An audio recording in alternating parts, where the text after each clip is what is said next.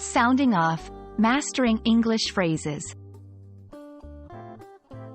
Hello, everyone. Today, we're diving into the fascinating world of English idioms.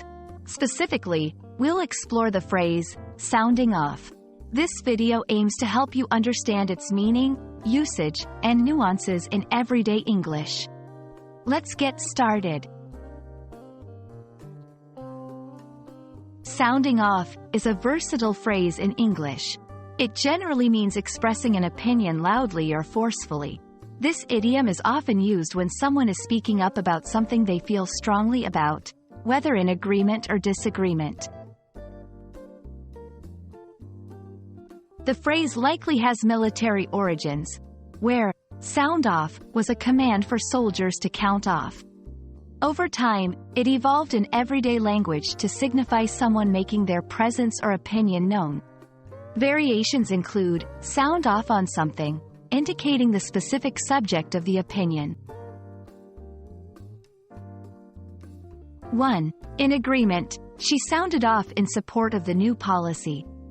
2. In disagreement, he sounded off against the proposed changes. 3. Expressing feelings, they sounded off about their frustrations with the system. Notice how the phrase adapts to different contexts while maintaining its core meaning.